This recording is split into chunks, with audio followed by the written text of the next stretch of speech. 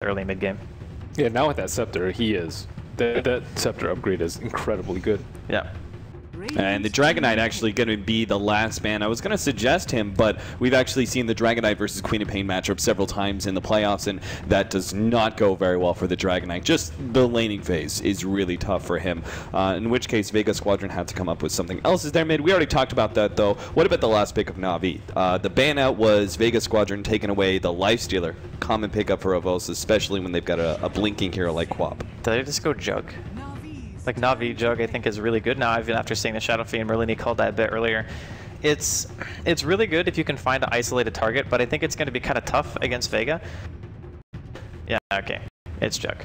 It's kind of like one of the heroes that's left pool that can in the early game kind of mad fight against Gyro, or that big AoE kind of team fight thing with the Requiem now with the Shadow Fiend and the Gyrocopter in conjunction with that, plus a Nyx. I think it's a really safe hero for the early mid game. You can just go in and fight whenever you want. Sure.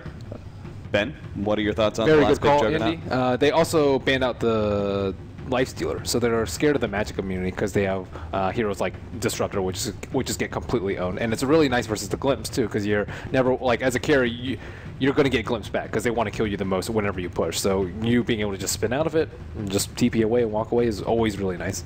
Okay, so as we're looking into the laning phase, anything particular stands out, or is it going to be defensive tri-lane and defensive tri-lane? Mid SF versus Queen Pain, we've seen those matchups quite a bit. I think the Dazzle might spend some time around mid just to ensure that the SF has a decent early game. I think it would be really nice to make sure that Dendi doesn't just dominate against SF, because Queen is one of his most played heroes, I would say. Like, you think about Queen, you think about Puck and SF for Dendi. So I think it wouldn't be too bad. If it's just an offlane Beastmaster, having the Disruptor down there and the Gyro should be enough to zone him. So I feel maybe if they can get the SF off to a good start, Vega should be looking to be in a good spot. Okay, and build on that, Draskell. Do you give the advantage to Vega seeing this draft now? I think this draft is pretty much straight 50-50. Okay. I actually don't think anyone got a clear benefit from this. Toby, I see you're nodding your head, so you agree. Yeah. Ben? I love it. It's all right. Pretty even. All right, so it makes it for an interesting game number 3. The score is currently tied up 1-1 between Vega Squadron and Na'Vi. Our casters, of course, being Toby and Merlini. I'm looking forward to a good, even matchup. No imbalanced one hero, nothing like that. It's all going to come down to just how great the players are and how well they can execute their plans. Because this SF, like I know Draskell was saying before, he wants to see like Vega rotate the Dazzle in, maybe just make sure that they get some kind of lane dominance over it. But it's also, you got to look towards the jungle stack. So you got to look to control up this area so the SF is capable of flash farming. Same kind of thing you look for from Na'Vi, if they can flash farm in the jungle, but also give some of that experience over to someone like the Ancient Apparition, get him level 6. These are the critical things I'm looking for, at least for in the first 5 to 10 minutes of the game. I'm gonna look for Saniko's movements, because Saniko has 3 clarities and no regen, so he's obviously not going to be doing any zoning and just clearly trying to be killing people. And his aggressive posture in the early game, they wanted to control the top area of the map so that they know that they don't have a reserve reward for the Earthshaker. And if an Earthshaker can come in, fissure once, kill Shadow Fiend, that is the start that Dendi is looking for to just kind of control the Shadow Fiend all game. And of course, just make him a very vulnerable target for AA Blast plus Burst Down or, you know, Omni Slash. You want to keep Shadow Fiend in that very vulnerable position. You can't let him farm like a Yules and a mech and then just, like, yeah, sure, they have an AA for the mech, but still Yules can negate a lot of damage and just set up for huge bursts on the Queen of Pain, which, you know, you don't really want that happening if you're Na'Vi. So again, control SF, Shaker, like even the threat of him and just that top half of the map being dark for Shadow Fiend is a really big threat, and he's forced to go to the jungle a lot more than you would normally. Is it worthwhile for the SF to get a little bit more aggressive in the lane then? Like go into Shadow Raze before you go for your Necromastery, so you're able to drop Dendi down to a point where he won't feel comfortable getting near the lane, because that will slow down his bottle progression as well. Obviously it slows down your damage increase, but like if it helps you win the lane, maybe this is the better way to go. So work with Seema, get that poison touch out, slow Dendi down, force a blink, force him to retreat from the lane. Well, it always depends on his build. If he gets a salve, it's not really worth it. But if he doesn't have a salve, then it's perfectly okay. What have we actually got on Dendi then?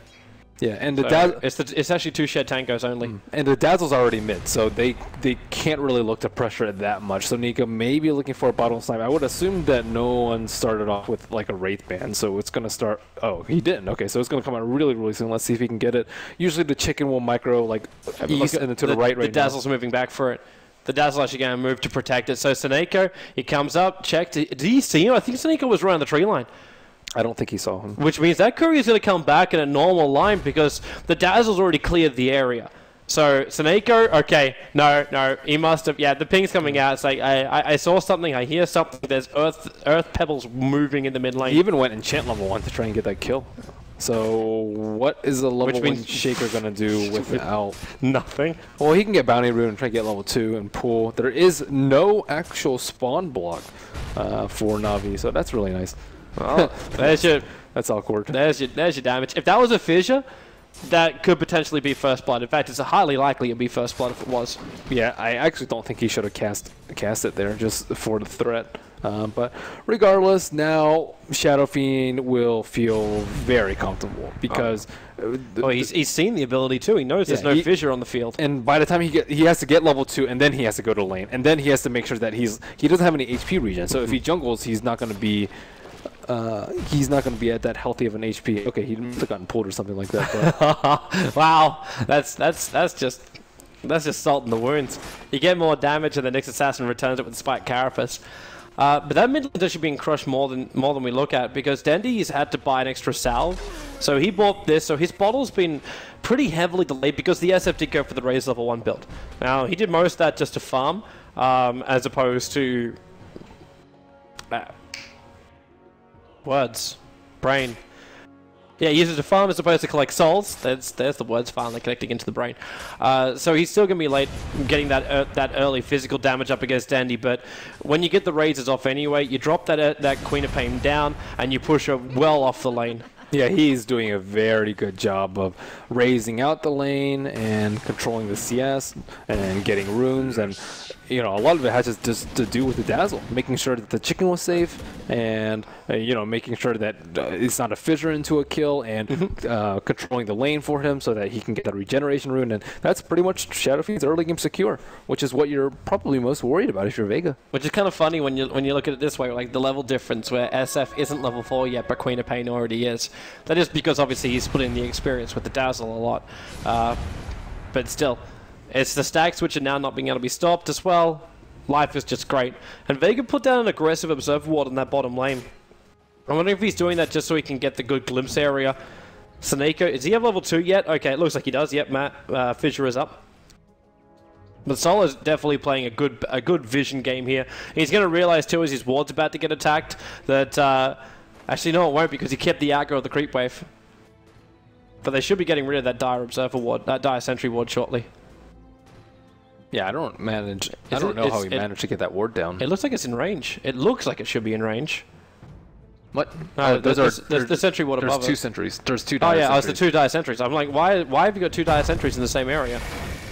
Well, good fissure on top. Mag, this is a horrible position for him. Spike Carapace buy him a little bit of space. Saneko body blocking him in, and Mag will be the first blood there. So even though Saneko a little bit late to the party, took 4 minutes before he found a good fissure block, it still does spell first blood for Na'Vi. And Dendy's caught up. Dendy is well ahead of the SF. Even though the SF is secure in his lane, you've still got Dendy with momentum. He had to walk all the way down bottom for the regeneration rune at 2, which hurt him a little bit. And now we see a pretty darn farmed Juggernaut. Fish is down again, and they're trying to go on No One. Saneko poisoned up. He may not die from this one. They should be more worried about No One because Dendy keeps battling up here, blinks away from that last raise, and will survive. The Earthshaker also to limp himself away to safety. Not great mana health regen or mana regen, so he'll have to go all the way back to base. Great play by the Dazzle, though. He is doing everything that he needs to in this early game to ensure that things go okay for no one. That I can't stress how important that is for Vega, that the Earthshaker has just expended so much time. But Earthshaker is doing really well. He almost has his Tranquil Soul, and yeah, he hasn't died. He got his level 2 really quickly, got a kill on the top lane, and of course he is making the Dazzle play a lot more conservatively than normal. Oh, for the Dazzle, he's just happy letting him farm. That Jara is still having the time of his life down the bottom lane. 36 for 24, his CS and Pasha. Nothing's really going to stop him in this game once he's got his combo up and running. Now the Juggernaut's kind of like that one guy I look to see how much damage he's capable of dishing out. Is that in range of the sentry? No. Oh, wow. That's just close. I mean, they might have seen him place a ward, though, just due to his movement as well as his inventory, so I'm not exactly sure if they're going to deward it, but...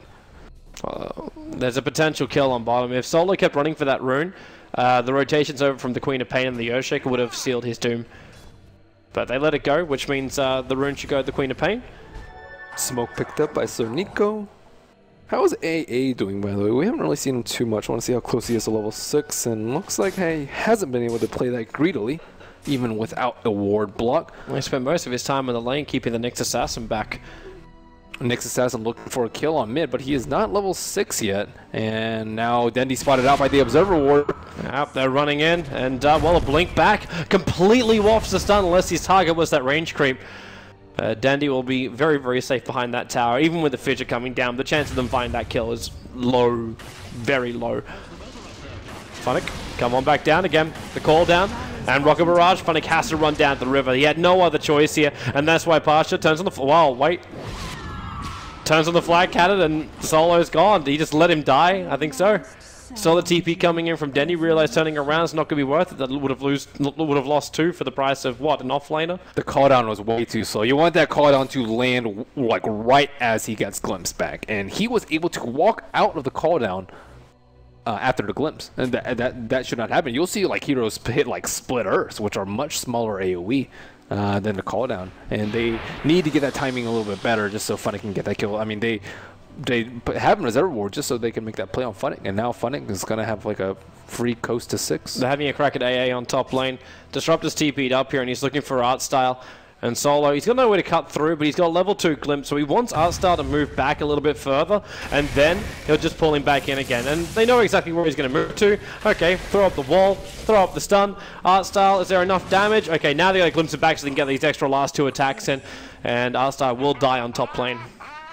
Ooh, that was very close, though. Nice play by him.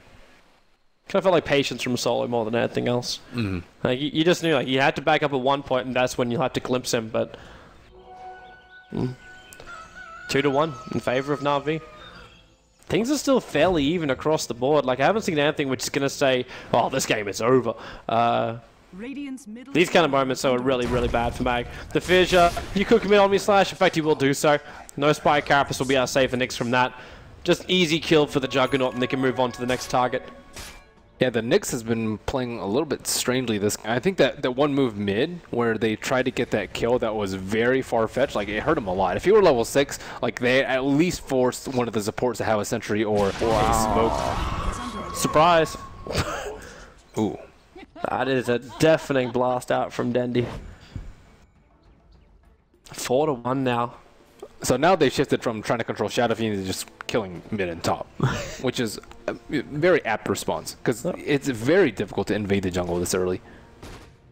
You just pick off the areas you know you can reach. Funnick's feeling so safe on the bottom lane because the Hawk's seeing everything, so they're using wall to get some vision. But with the bonus here too, Solo can't just chase it down. The Observer Ward gives him vision, but not if Beastmaster hugs the right side of the lane, because that's where the ward does not see. But you do have an SF now with the mech up and running. So Vega, do they even have a lineup which can force down lanes? I'm not saying force to buildings, because like that eventually will happen, but you're looking for some way to get Na'Vi to come into a team fight. Not really, I don't think. I mean, yeah, right clicks with Shadow Fiend, but that's really it.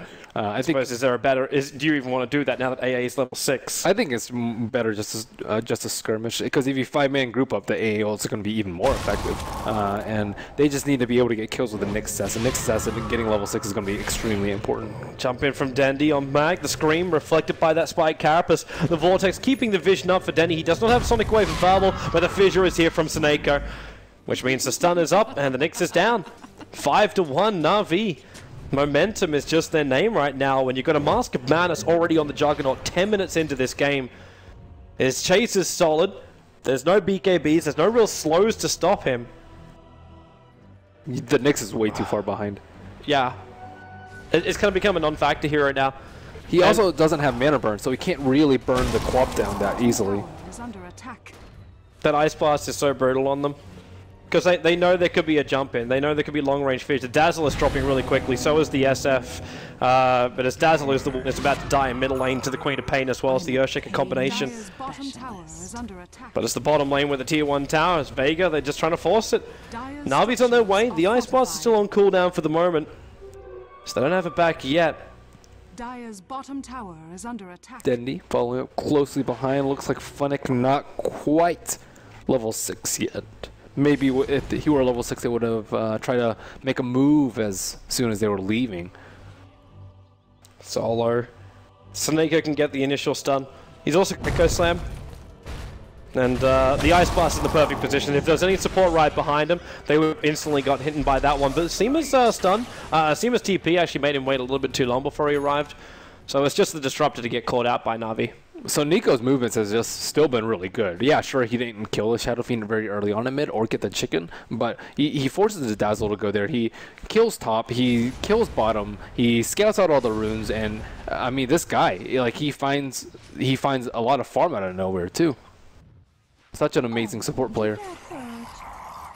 Making the rotations work. Doesn't need much more apart from the Blink Dagger. Like, really, every other item doesn't really matter at all. And now the Fissure, too far away. Sonic Wave will come. The Ice Blast already did its work on no one. Just as soon as he that misses the Fissure. The Shadow Strike is not enough damage to force the Shadow. Yeah, they whiffed on the Fissure there. That was really close to being a kill. War. The Obs War. Who is this guy anyways? I don't know. Either way, Juggernaut on the run, but yeah, well, the spin will actually stop the glimpse from happening. And the Force does have Omni Slash available, but Dendy has a hasted rune over on the Disruptor. It could have been any worse. Ancient Apparition's in a lot of trouble on top lane. Artstyle being hunted by Mag. That was, by the looks of it, his first Vendetta usage as well. I'm surprised he got the kill without the mana burn. Generally, like, when you're judging your HP versus a safe HP threshold versus Nyx, you account for mana burn as well. So he must have been really low for him to be able to get that kill. Might have a surprise up against Pasha. There's no mana for the Roar available for the Beastmaster at the moment, but Snako, he doesn't have Echo Slam. Well, sorry, I mean, there's no cooldown. He has Echo Slam available.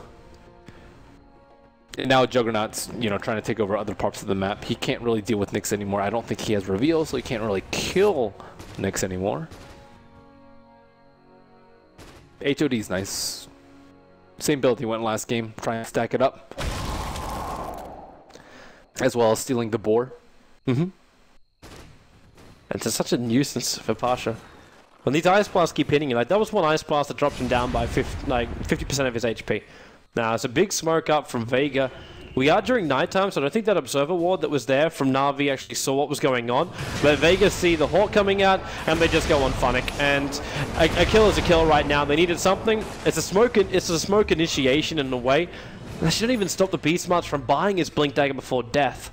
And also, I mean, there's no tower there. If the tower were really low, I think it would have been a much better move, but they can't transition into a Roach or a tower. And at the end of the day, it's okay. At least they're getting kills. They're making Na'Vi think. It's something. And react. Like, even if it's just a moral victory, if we can kill him, we can find him out of position, and then Na'Vi just have to group up a little bit more. That will give space for Vega to get back into this game with a high level of farm. I'm probably looking at the support heroes to also find something, Dazzle as well as Disruptor, because the two cores from Vega are still doing very well. Like the SF as well as the Gyrocopter are happy as Larry. There's the Nyx Assassin core, who's just not too content with where he's at the moment. A poor man's shield, and an Arcane Boots, it's not much to write home about. But he does have his Vendetta of cooldown 3 seconds time, so they might look for another opening here. Arstyle's the only one showing himself, so Snako is just sitting there inside freeze, and in comes Mag. So it starts, attack once, stun, follow up, Arstyle's dead, Snako, the Fissure will come, but it's very, very late. Trying to get in range for the Echo Slam, but a Force is on the way in. There's your Echo Slam to control Solo, and Mag actually isolated out so far that he was able to be fully Omni-slashed up into the trees. Solo will get sliced, and the Juggernaut Havorst able to pick up a double kill for the cost of an Ancient Apparition, which is a well worth trade. Man, Glimpse is just not very useful when they do so much burst in a matter of, like, you know, 1.5 seconds. By the time the Glimpse is back, you're already dead. It's kind of like the Spirit Breaker last game. He already did all his damage before the Glimpse can actually go off. Well, Navi, they should be able to transition into Roche pretty soon, and I think that's when things get really hairy. Vega, they're not really in that much pressure right now. Mostly because their Shadow Fiend is really well off, on top of Gyro having free reign on bottom and in his jungle. But once Navi, I don't know if Roche is going to be able to take out Roche soon, but he should be able to, and then they start taking out towers, then I think it's going to be really, really bad. But Vega looking to make a play right now. And maybe they can catch a Force out of position with his Omni Slash down, and well, Dire Observers and Sentries have lost spins, TPs. Now, is that spin going to last long enough? Yep. Which means there is no glimpse back from Solo. No control factors at all. That's why Jug was such a good pick here, because he doesn't need BKB to make that sort of play. And if any other hero would have just melted in that situation, aside from Lifestealer and Vega banned that out as their 5th one anyway, so... Very smart pick. Ice Blast, perfect positioning. The Fissure. Well, I suppose going to keep Pasture there, and then all the rest of Navi arrive. That's just a Pasture sandwich. Navi's movements are so good right now. If I was Vega, I would ask for like a 30-minute break between the games, just so you could stop Navi from having this momentum. Because this kind of momentum has happened from the last game, now here into the 3rd game, and the series can keep moving this direction if Vega's not careful. I'm not saying like Vega is out of this game, because they've still got a lot of farm on the Gyro as well as the SF. They've got a lot to work with, but right now, they're cracking. They're being picked off in so many locations in every single part of the map. From bottom to mid to top to jungle, everywhere. They're being discovered and killed. And the cost is high. Yeah, it's not like they're losing like Dazzle over and over. They're losing Gyro. They're losing Nexus Asset. Shadow Fiend hasn't died in a while. And the Nexus 2.9k. The Earthshaker has more than he does. But luckily, Ancient Stacks, BKB out for Shadow Fiend. And yeah, Roche is going to come very quickly with Beastmaster. It's just a wonderful day to be a Na'Vi fan if you're looking at this game at the moment, because they're rolling through it. But the SF and the Gyro, like, I still wait to see Vega just hit one big fight, and that's one thing which Na'Vi could potentially struggle with. Right now, most of their kills have come through pickoffs, which is fine because their lineup is actually quite good at that. The long-range initiation from the Earthshaker Fissure, the Ice Blast, which can be there globally, just needs a little bit of setup from Vision. The Beastmaster with his Roar is single target focus kind of style. The Echo Slam, like, you do have a lot of AoE that's also potentially there, but most of the kills just been like one-on-one. What happens when you add your Call Down on top of your Sonic, on top of your Requiem, on top of your Static Storm? This is when Vega can be really, really like punishing against Na'Vi, and the Shallow Grave will make Na'Vi switch from target to target too. If all of the single target I was just talking about is negated by the fact you got Shallow Grave, then Vega dictate what targets Na'Vi go for, which right now it's the other way around. Yeah, I mean, Na'Vi just have so much damage though. Like, they don't really need Roar for that many of these fights, especially if Earthshaker gets his Blink Dagger, which he's really close to, especially considering how active he's been. 1-0-9 under Earthshaker with no deaths yet to his name. And then they have like Quap Ulti, AA Blast, and Juggernaut, Omni Slash. That's almost going to be enough to kill anybody on the side of Vega. So I don't know, like 5-manning is not really a good play for them right now. Mostly counter ganking, like you drop a Static Storm as soon as Queen of Pain blinks in or something like that, or as soon as someone gets roared, and then you can actually turn around the fights. But now that Juggernaut has Aegis, he can be the one up front and personal, see out all those heroes, bait out all those ultimates, and then crush them in a team fight. Always get cautious when I see Tranquil Boost just sitting on the ground. Saneko's mopping up most of the wave anyway. Just one of those things. You drop it, you could lose it. But there's no jump from Vega. There's pull back, there's just no jump. The next Assassin Vendetta is the only thing. And they may have to use it again. Yeah, he's still shot at that Blink Dagger over on Mag. But they're grouping up, so they're looking to smoke, but... Would you die for those Tranquils, Toby, if you could? No. No? Like, let's say you were Bane, and you could sleep him and then walk up and get it and die. You wouldn't do it? It's very tempting. If there was a chance I could live, if there was a win scenario in all of it, sure. That is a win. Getting the Tranquils. That's not just... Yeah, you screw with a lot of the money, but is it really worth your life? That's a lot. Tranquils are a lot of gold. I don't know. It's like almost 1,000 gold. It is 1,000. It's actually exactly I 1,000 forgot gold. about the Ring of Protection Radiant's middle thing. tower has fallen. It's a lot of money, Toby. It is. Is your life worth 1,000 gold as support? Well, yes. If you put it down to basic math, then yes. But am I worth more than just a number, Merlini? Your one life, not your whole entire support play. It's true, I could be reincarnated. It's fine. Come back to life again. If you were a Wraith King, would you do it? Hell yes. Okay. Hell yes. Level 11 Wraith King. I don't know if I'd agree to like the level 1. Do I really want 300 seconds on cooldown for my Ankh? Not really. Oh man, Juggernaut's so big. It's just... he's just spiraling out of control. I don't know how Vega are going to deal with him once he has the BKB. Because the control factors from Vega just don't exist anymore for him then. Like, the cooldown is the only thing that's going to slow his movement.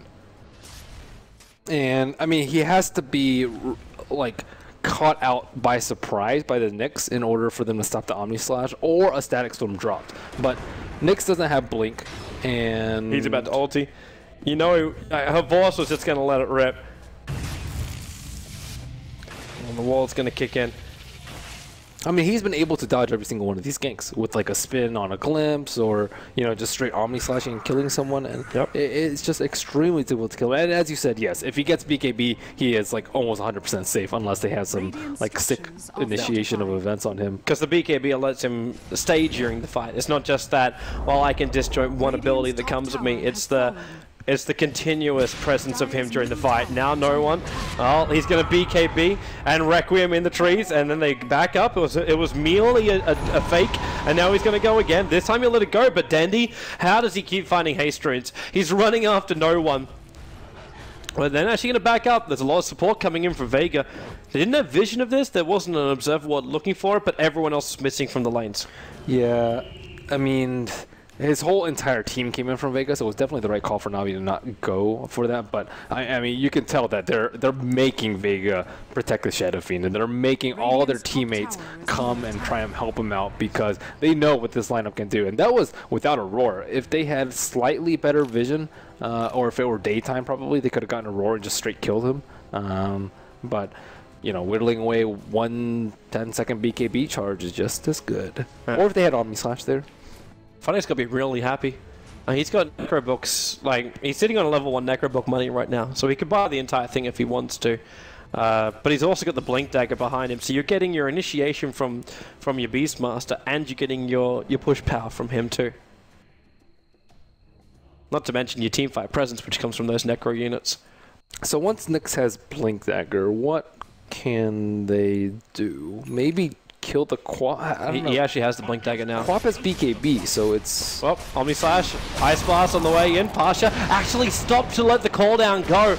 And there may have just been enough damage because the Ice Blast connected. Yep, he's going to shatter from this. Mag wants to get out of here, but there may be no joy. That BKB from a Force just walks into the storm. He needs to get back out the other side before it wears off, and he'll be able to do so. End up just walking through, killing off the Dazzle. The Shadow Strike, it will disjoint. The Scream off target, and Nyx Assassin is away. A little bit further over towards the west. That's where Solid's going to get mopped up by a Vorce, so a double kill for him. But Mag, even if he now does survive this, it's just a blink onto the high ground and TP out, or to the trees, or somewhere where it's safe. He's in the trees. And now he'll TP. It was a very smart play for Havos to get BKB. It's the right item because the only way they lose fights is if BKB doesn't go off, or sorry, Juggernaut gets stunned out without being able to use his ultimate, or gets caught in a static storm kinetic field and can't use his ultimate. But that is just so improbable once he gets his BKB, and Disruptor walked through it during that last fight. Yeah, I mean that's the thing. He can just completely ignore Disruptor. And on top of Nyx Assassin too. Yeah, sure he can Carapace, but he's still gonna die. Seema. That's a level 2 AA ulti 24 minutes into the game. Arstar got so much space in the top lane. And the Aghanim Scepter's rapidly approaching too. He's only a point booster away, so 900 gold. You have a level 2 Ancient Apparition ulti hitting Vega. Is that even a kill? That's actually a straight kill on Dazzle if the Ice Blast connects. Well, Vega, they need to find something to try and pull themselves together. At this rate, Navi's just going to take Aegis number 2, get a little bit map control with blinks and picks, and then just crush Vega. And, you know, Vega are just kind of letting it happen at this point. They're looking for kills here and there, but at this point, Havol's BKB is up. Havol's does so much damage. He's got a Demon Edge, just a casual Demon Edge on him. He only just finished his BKB and took that fight, got double kill, and now buys a Demon Edge. Dendi blinks himself away as Vega are right behind him. But they're grouping up as 5. It's the only way they can fight, though. And Vega are very much aware of this. Like, they can't just have these 1-on-2 skirmishes up against Na'Vi players, because they always seem to lose these battles. But when team fights play out of my mind, there is such a little possibility that Vega can win the team fights. Like, they have to have everything go right. Whereas, but what other choice have you got? Like, if you look at the possibility of like a big team fight for Vega, and then you look at like the pick-off game, like if Vega just try and sit back and farm, then Na'Vi, for me, the odds are even better for Na'Vi in the second option. maybe a Roche gank? A Roshan, yeah, but that would rely on having like solid vision around Roshan to see when it's going to happen. Mm-hmm.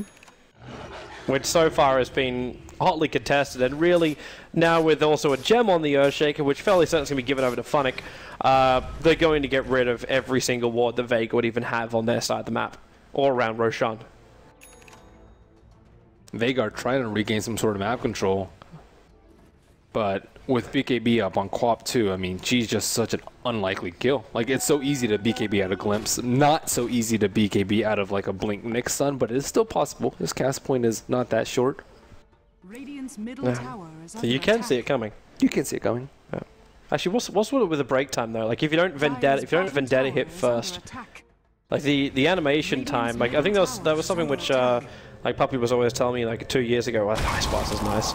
Matt's gonna get hit by that one. It's not the full upgrade, but it's still level 2. And Havost, well, BKBs. He's still got Omni Slash, but he's pretty close to the creep wave, so he wanted to go further away, and now he can just go to work. Bounce it around, and then, well, Requiem doesn't really do that much. SF, the Shallow Grave might keep him alive a little bit longer, and Havost is traded for this until Denny arrives with a Sonic Wave. The Beastmaster is the man to kill off Seema, as then he blinked himself away to safety. And Echo Slam has arrived from Snakeo, hitting on Solo. The wall, and then he blinked into it with the double stun from Mag. It's a double kill for Solo because it was inside of his storm that it ended up happening. As, well, let's see that again. All right. Okay. Well, that seemed to go poorly. I don't know if we could see the end of that fight again. That'll be wonderful production if you can find that somewhere. Juggernaut really messed up there. He didn't spin when he killed SF, which made him get hit by Requiem and then immediately die. He was at like, I don't know, 35% HP, and then he can just heal up with Healing Ward and, you know, spin back to safety and then go in from round number 2. But him dying immediately off the bat, I mean, I guess if anyone else had more damage on the SF, then he could have been okay too. Mm-hmm. But yeah, that was just disastrous blinking into that at the end of the fight, and that was the big fight that Vega was looking for. Yep, and this means big items for them. Solo being able to get up closer towards that Aghanim Scepter for him means these BKBs we've been talking about from Na'Vi, all these wonderful abilities to dodge Vega's damage, they may not exist anymore. Especially if you can have such an ulti as we saw then, where Dendi, he blinked into the middle of the Disruptor ultimate. You would have seen it coming. So yeah, let's watch this again. So Snakeo with the Echo Slam, and then Dendi joins him inside the wall and in the storm with the double stun. There's no way to break free of this, and it just gives so much space. I don't think he did. Like, is that BKB still on 10 seconds for Dendi? It shouldn't be. I think he just popped it prematurely. 9 seconds. I think he probably popped it like maybe 3 or 4 seconds after the Juggernaut did, but they should not have lost that fight. That was a really good fight for them with the AA ult at the start, and then there was just like no... They pulled out just at the right time. Posh's going to walk in. It's like, wait, I'm sure there was meant to be somebody here at the home. And it was because Roshan went walkabout Snakeo, hiding in the trees in a very difficult to get to area for them. But the pings are still coming out from the Jericho saying, I'm fairly certain it's here. The Hawk comes in, and there's the wall. Snakeo very quickly blinks away. And Vega, they were just looking to try and contest Roshan. Can't get it, but they still are going to find a position for a fight. Dire's structures are fortified. So there's another haste rune in bottom river. Well, Echo's back up. They can take a fight. How does Dendi find these? Every single fight, he's always got a haste rune. And they got Pasha just around the corner. They can see him. The cooldown's on the way, but it's in a non-factor area. At the same time, the fight's been completely split up. Denny's already got the double kill with that Sonic Wave. They move over. The Omnislash mopped up most of those Menasar illusions. Now there's your Requiem Assaults, but the damage output is minimal. Havorce, though, he does still end up dropping as he's smack bang next to Pasha. As Funnick, well, he'll blink over to join Denny for the moment. No Necro books available for him at the moment. Neither is the Raw, so he just leaves the Hawk behind. And they'll TP themselves away to safety. Why does Havorce keep end up dying? I know he's right next to the SF and the Gyro. It's not the greatest position for a Juggernaut. I mean, he could have just spun and ran away. He didn't use his healing ward again. He's level 19 and he doesn't have max healing ward? That is crazy. Is he level 19? Is that for real? That's the Jugger. That's a 1 and a 9, man. You can also say it's a 9 and a 1, just the other way around. Stats are pretty important, but I don't think foregoing that many levels of healing ward is beneficial, especially when you keep dying. If he has level 4 healing ward, he BKBs, he Omni Slashes, that's like, 12 seconds or so you shouldn't die, and then you spin out, that's another 5 seconds, that's 17 seconds, that's so much uptime in a fight, and then you just reset with a healing ward, and he shouldn't be dying in back-to-back fights. At least one fight I can understand not spinning, it happens, but back-to-back fights is just disastrous, especially when he was able to secure the Aegis earlier, and now the net worth discrepancy between him and Gyro is very, very little. It's kind of interesting to see that Vega, especially the supports, we're seeing Magna going in for this Aghanim Scepter. He started the run towards it, but Solo would also say it's better to get something like an Aghanim Scepter for himself over like Ghost Scepter, where you could possibly burn out some of the charges of the Omnislash of Juggernaut. That's another option they've got too. Well, Ghost Scepter saves 1 life, and Static Storm will be able to kill 2 or 3 important heroes in the fight. Here they come. Mag, blink in, wait for Roshan. Funnick's on the high ground. Actually, he's completely out of the fight on the side. He can throw axes, but that's all. It helps to kill off Mag at least, but the cooldown's doing his work. The Static Storm is down as well. Pasha stands his ground. Now the Shallow Grave. He has to back up. The Omnislash from top of him. Havorce, the Centaur Storm trying to find him. Net in your Echo Slam. It's from Seneko. The spin's still there for Havorce. He survives this time! Solo cannot finish the job. 4 heroes lost with the Scream, almost picking up no one. But Na'Vi, they keep everyone alive this time around. Havorce by the skin of his teeth. He still had the Aegis Immortal anyway. And there's that healing ward at level 2 healing him up, ready to push bottom lane. Now he's forced to. He's level 20. He only has 5 skill points left. No choice. He does do a ton of damage with that. That is one of the biggest. It's still a 2-2-3 build. Like, not even a crit up at high. It's true. It's a lot of HP. It is. He's very, very difficult to kill. If he didn't have every single skill point up that he did, he wouldn't have survived that. He also wouldn't have died the last few times. Actually, it's more skill use. But regardless, Na'Vi, finally they execute a team fight, I would say, as properly as they should have gone. Yep. And yeah, here we go. They get there just a little bit too late. And yeah, Funnick's completely useless out of the fight, but I'm not quite sure what he meant to do, if he was actually thinking he'd get down into the river with that. Without Static Storm being upgraded, they're able to pop their BKBs, and now Havorce is not scared to man fight. He pops his Omni Slash right here, the Grave comes out, and then he will spin to finish off the Gyrocopter, and then a big Echo is about to come out from Seneko. Yeah. That really is what turned the end of that fight right there. Or else Solo was just going to glimpse him back and wall him up and just control every kind of position. The hilarious thing is, even with the foul blink by Funnick, he was still able to make sure that no one couldn't return to the fight. So Seneko got the Echo Slam off. No one was wanting to move further up the river, and he would have reached the rest of his teammates. But because he could just sit there and he couldn't find a target, he was actually trying to get in range to roar someone in the middle of the river, but he wasn't in range for it. So then the SF came next to him and was like, sweet, I found myself a target. And they isolated him out. Both carries on Vega actually went for a Battle Fury, and that's not a terribly common build on Gyrocopter, but I think it's pretty good when you're versus a Juggernaut. But one of the big problems with Manta style on ranged heroes versus Jug is that Jug can just proceed into a Battle Fury and just do even more damage during Omni Slash. Okay, yeah, you meant Manta on the Vega clause. Hmm? You meant? Yeah, Manta on the Vega. Okay, go. Sorry. Yeah, Manta on Gyro and SF. Go. But you'll see them pop right when they anticipate an Omni Slash. But I mean, on top of that, it's just not that great because of the Sonic Wave is also really good versus it, and Echo, it does even more damage if you have the Manta illusions, so it's a double-edged sword. Well, Na'Vi's ready to push, but the Aghanim's up on Disruptor, so keep your eyes peeled for that control factor. They have to get Dendi with it though, because if they use it on Havos will just trade his Aegis for it. You're not going to get Dendi with it. Like the way Na'Vi always engage. It's a Vorst, the crazy one on the front lines, let everyone like tank it all up. And Dendi plays the Queen of Pain in the traditional way. It's that, well, I let the rest of my heroes do the damage, then I jump in and I finish the job. Sonic Wave, Scream, get the kill, then blink away, come back in again, get another trailing kill.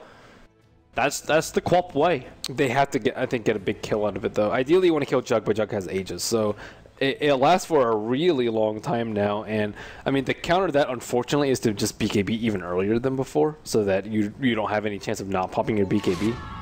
But then again, you don't want to waste it. You want to be able to overlap your BKB with the Static Storm. But knowing that they have a big turning point with that item, it will smoke up. Havorst. Okay, he came down there to try and stop the Wild Wing, who I'm assuming is controlled by Vega's gyrocopter, by the helm of the Dominator. Now he has Healing Ward. What is He does, but he doesn't have mana. Oh, nice echo, really nice echo. No one just gets blown out of the water. And now, well, where else do they go? The Omni Slash down, the Mana Style soaks up a lot of it. Still some extra damage into Pasha and a Vorst. Chase it down, nice double stun from Mag. That's a Vorst gonna blow up. And Dendi, you wanted it, you got it. They caught out both of them. The Aegis Immortal will now pop to a Vorst back to the world of the living, but it's bought space for no one who bought back to be part of this fight. Glimpsing a Vorst back, you knew it was gonna spin, but they gotta keep up with him. Mag does have that blink. I don't think there's enough mana for, actually he does have enough mana for stun, but 3 seconds, 2 seconds and a Vorst. He's just such a quick runner. Seneko will TP out from the top tier 2 tower. And Na'Vi should count their lucky stars, but they did get a buyback from the SF. That was pretty good. They got Dendi with it. That was a big one that the Static Storm caught, because he definitely did not pre-BKB that one. Was the two of them together? Yeah, well, Jug had already used most of his spells. Well, here we go. Sick Echo, and with the Scythe of Ice now on Dendi, a lot of overkill on him. But still, they end up nailing the Shadow Fiend and forcing him to buy back. Kind of lucky with the Omni Slash bounces that it didn't stay onto the Manta Illusions, and here's where the big Static Storm came in. That was the play from Solo. He was so far back that there was no way that Dendi would have really seen it coming anyway.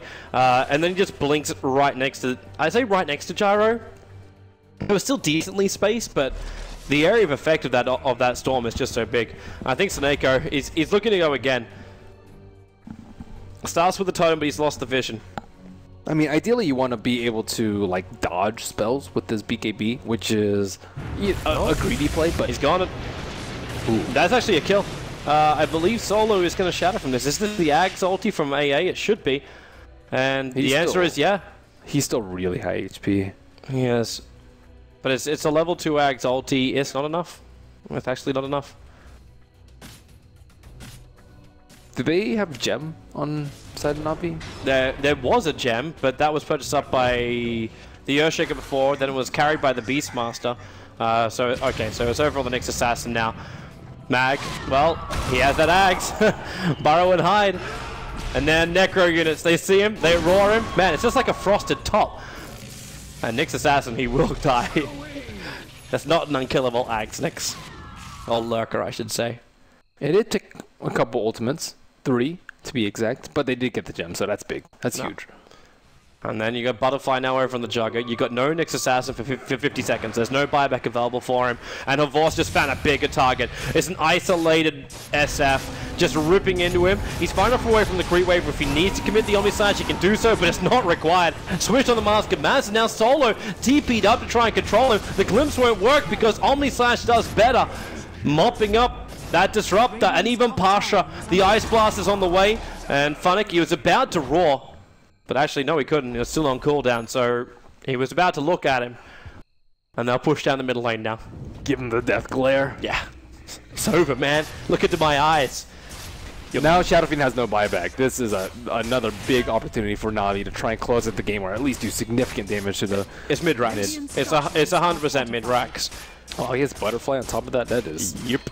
Yeah, he is mega farmed. I mean, those couple early deaths by Mag just really hurt them. Seneko sitting on the edge. If Vega have any intention of trying to slow down Na'Vi here, that's gonna happen! And the perfect time for the creep wave to spawn up, so we even got the extra buff up from that. The Shallow Grave is gonna keep up the Gyrocopter until finally The Ice Blast will take him out from the Ancient Apparition. But with those 2 kills, this now means a second set of racks. They didn't want to wait, and they will call GG. Na'Vi go up 2-1, are now 1 game of victory away from taking the main spot at the International 5, which already has almost $10.5 million prize pool. It's gone up massively during the qualifiers. Saniko, again, another beastly Earthshaker performance by him. Just setting Mag back, it just jumpstart Havost to that ridiculous start of having a very early Mask of Madness into Saint Yashi.